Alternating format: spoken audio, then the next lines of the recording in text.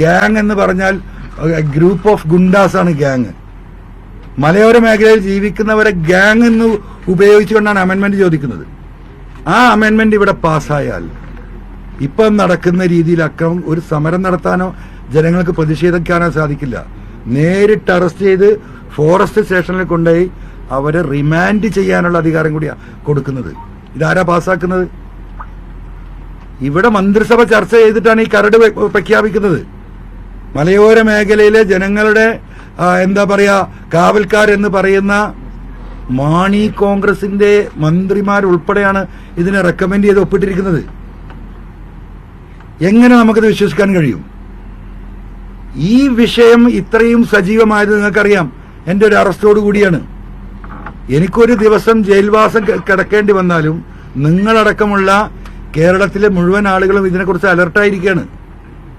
അപ്പൊ സ്വാഭാവികമായിട്ടും ഈ വിഷയം അതീവ ഗൗരവമാണ്. ഒരു കാരണവശാലും ഈ ബില്ല് ഈ നിയമസഭയിൽ അമെന്റ്മെന്റ് വരാൻ പാടില്ല. എനിക്ക് എന്റെ പ്രിയപ്പെട്ട ബഹുമാനപ്പെട്ട പ്രതിപക്ഷ നേതാക്കളോട് ഈ വിഷയത്തിൽ പറയാനുള്ളതാണ്, വരാൻ പാടില്ല. ഇനി ദിവസങ്ങളേ ഉള്ളൂ. അതിശക്തമായ കേരളത്തിനെ മുഴുവൻ എന്താ പറയാ സ്തംഭിപ്പിച്ചുകൊണ്ട് ഗവൺമെന്റിനെ കൊണ്ട് ആ ബില്ല് പിൻവലിക്കുന്ന നിലപാട് സ്വീകരിക്കേണ്ട നടപടി ബഹുമാനപ്പെട്ട പ്രതിപക്ഷം ഇവിടെ ഏറ്റെടുക്കണമെന്നാണ് എനിക്ക് ഈ അവസരത്തിൽ ഈ രാജി പ്രഖ്യാപിക്കുന്ന സദസ്സിൽ പറയാനുള്ളത്.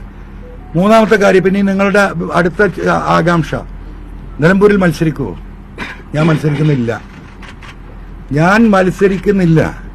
ഞാൻ നിലമ്പൂരിൽ UDF നടത്തുന്ന കോൺഗ്രസ് സ്ഥാനാർത്ഥിക്ക് ഞങ്ങളുടെ മുഴുവൻ ശക്തിയും ഉപയോഗിച്ച് നിരുപാധികമായിട്ടുള്ള പിന്തുണ കൊടുക്കാൻ ഞങ്ങൾ തീരുമാനിച്ചിരിക്കുന്നത്. നിരുപാധികമായ പിന്തുണ. കാരണം ഇവിടെ ഈ സർക്കാരിന്റെ അവസാനത്തിൽ നടക്കുന്ന ഈ ഉപതെരഞ്ഞെടുപ്പ് പിണറായിസത്തിനെതിരെയുള്ള അവസാനത്തെ ആണിയായി ഇത് മാറേണ്ടതുണ്ട്.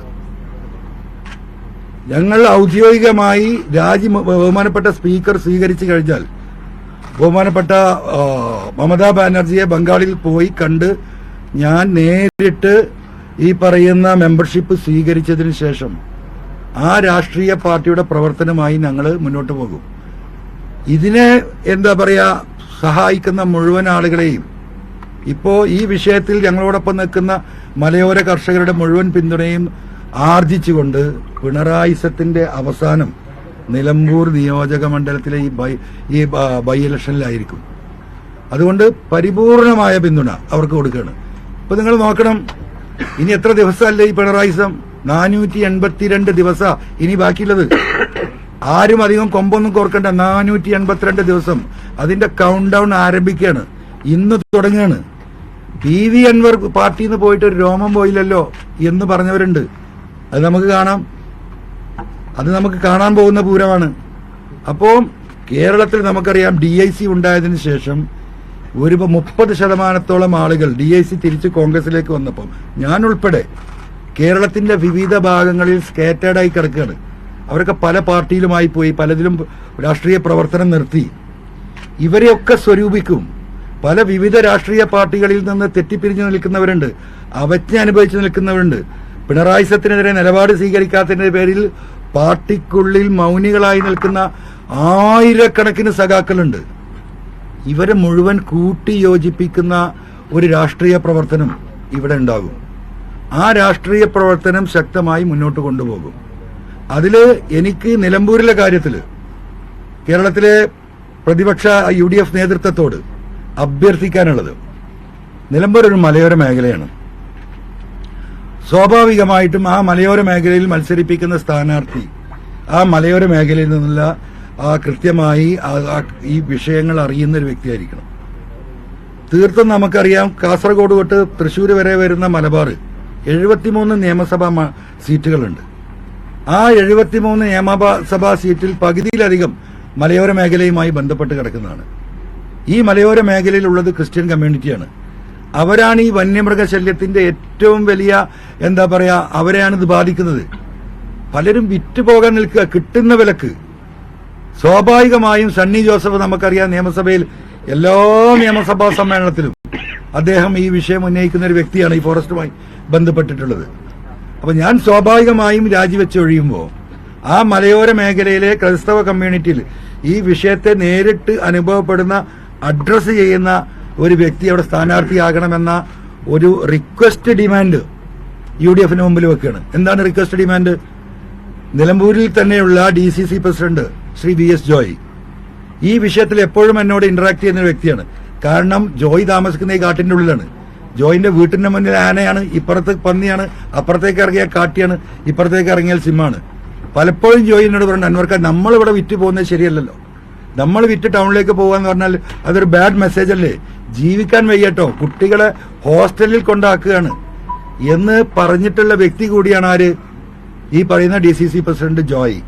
അപ്പൊ സ്വാഭാവികമായിട്ടും ഈ മേഖലയിൽ ക്രിസ്ത്യൻ മൈനോറിറ്റി വിഭാഗം ഏറ്റവും ഭൂരിപക്ഷം ജീവിക്കുന്ന ഈ മലയോര മേഖലയിൽ മലബാറിൽ ആ കമ്മ്യൂണിറ്റിക്ക് അനുഭവിക്കുന്ന ഒരു വിഷയം എന്ന നിലക്ക്, ആ കമ്മ്യൂണിറ്റിയുടെ കൂടി ഒരു റെപ്രസെന്റേറ്റീവ് എന്ന നിലക്ക് DCC പ്രസിഡന്റ് V ജോയിയെ ഇതിൽ ഉൾപ്പെടുത്തണമെന്ന ഒരു റിക്വസ്റ്റാണ് എനിക്ക് ഈ വിഷയത്തിൽ വെക്കാനുള്ളത്. ഏത് CPM നേതാവാണ് താങ്കളോട് ഈ രീതിയിൽ മുന്നോട്ട് പോകാൻ നേരത്തെ നിർദ്ദേശിച്ചത്? MP ഗോവിന്ദനും A വിജയരാഘവനും ഉണ്ടോ? അല്ല, അങ്ങനെ ഞാനത് പറയുന്നത് വളരെ മോശപ്പെട്ട ഒരു ഏർപ്പാടല്ലേ. അല്ല, അത്രേ പറയാൻ പറ്റുള്ളൂ. അല്ല, അതൊക്കെ അവര് ഒരു മിനിറ്റ് UDF ആരെ മത്സരിപ്പിക്കണമെന്ന് വരെ പറഞ്ഞ ഒരാൾക്ക് ശശിയുടെ കാര്യത്തിൽ പിന്നോട്ടാരെന്ന് അല്ല, അതില് ഞാൻ എന്റെ നയം വ്യക്തമാക്കാം. അതിലെന്റെ നയം എന്ന് പറയുന്നത് അത് തീർത്തും അവരുടെ വ്യക്തിപരമായി അവരെ എന്നെ വിശ്വസിച്ച് പറഞ്ഞതാണ്. അവരെന്നെ വഞ്ചിച്ചു എന്നുള്ളത് ശരിയാണ്. അതേ അർത്ഥത്തിൽ അത് തിരിച്ച് ഞാൻ പറയുക എന്ന് പറയുന്നത് എന്റെ സംസ്കാരത്തിനും എന്റെ വ്യക്തിപരമായ വിശ്വാസത്തിനും അത് യോജിക്കാത്തത് കൊണ്ട് ആ ആളുകളെ നമ്മളതിൽ വെളിപ്പെടുത്തുന്നില്ല. ഇത്രയും പറയാലോ, CPM-നുള്ളിൽ തന്നെ പിണറായിക്കെതിരെ നീക്കം ഉണ്ടാകണമെന്ന ആഗ്രഹമുണ്ടായി. അതിന്റെ ഒരു വക്താവായ അതിന്റെ ഒരു താങ്കളെ ചുമതല ഏൽപ്പിച്ചു വിടുകയായിരുന്നു, അങ്ങനെ പറഞ്ഞു. അങ്ങനെയൊക്കെ വേണമെങ്കിൽ നിങ്ങൾക്ക് പറ്റാം. ഞാൻ പറഞ്ഞതിന്റെ അർത്ഥം അതാണല്ലോ, അങ്ങനെയാണല്ലോ വന്നത്. താങ്കൾ ഇപ്പോൾ പ്രതിപക്ഷ നേതാവിനെതിരായ ആരോപണത്തിൽ മാപ്പ് പറഞ്ഞു. താങ്കൾ നേരത്തെ ഉന്നയിച്ച ഇതുപോലെ ഇപ്പോൾ പറയുന്ന കാര്യങ്ങളും നേരത്തെ വാടകയ്ക്ക് പറഞ്ഞതുപോലെ സമാനമാണെന്ന് ആളുകൾക്ക് തോന്നില്ലേ? അതിനു മുമ്പ് കേട്ടില്ല ക്വസ്റ്റ്യൻ. ഇപ്പോൾ പ്രതിപക്ഷ നേതാവിനെതിരെ കാര്യത്തിൽ മാപ്പ് പറഞ്ഞു. ഇപ്പോൾ P ശശിയെതിരെ അടക്കമുള്ളവർക്കെതിരെ ഉന്നയിക്കുന്ന കാര്യങ്ങൾ അല്ലെങ്കിൽ പ്രതിപക്ഷ നേതാവ് തെറ്റൊന്നും ചെയ്തിട്ടില്ല, തന്നെ കൊണ്ട് ചെയ്യിച്ചതാണെന്നുള്ള ഇപ്പോഴുള്ള തുറന്നു പറച്ചിൽ ഇത് UDF-ലേക്ക് എത്താനുള്ള ഒരു വഴിയാക്കി താങ്കൾ കാണുന്നതാണെന്ന് ആർക്കെങ്കിലും തോന്നിയാൽ തെറ്റു പറയാൻ പറ്റും? തെറ്റു പറയാൻ പറ്റില്ല. അവരങ്ങനെ വിചാരിക്കട്ടെ, അതിനെ പറ്റില്ലല്ലോ, അവരെ വിചാരം മാറ്റാൻ പറ്റില്ലല്ലോ.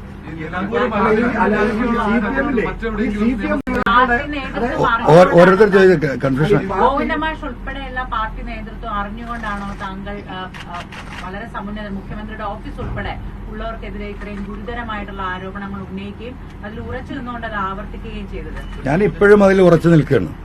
ഞാൻ ഉന്നയിച്ച ആരോപണങ്ങൾ ഇപ്പോഴും ഭൂമിയിൽ നിലനിൽക്കുകയാണ്. പറഞ്ഞ ആരോപണങ്ങളൊക്കെ പോട്ടെ, ഞാൻ ഡോക്യുമെന്റ് എഴുതി കൊടുത്ത കാര്യമാണ്, വിജിലൻസിന് കൊടുത്ത ഡോക്യുമെന്റാണ് ADGP അജിത് കുമാറിന്റെ സ്വത്ത് സമ്പാദനം. ആ ഫയല് വിജിലൻസ് ഡയറക്ടർ മാറ്റിയിരിക്കുകയാണ്.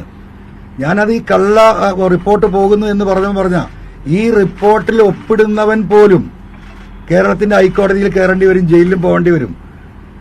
ഞാൻ കൊടുത്ത ഡോക്യുമെന്റിനെ വളച്ചൊടിച്ചൊരു റിപ്പോർട്ടാണ് കൊടുത്തത്. അതുകൊണ്ട് അദ്ദേഹം മടക്കിയത്. അദ്ദേഹത്തിന് അറിയാം അദ്ദേഹത്തിന് സമാധാനം പറയേണ്ടിയിരുന്നത്.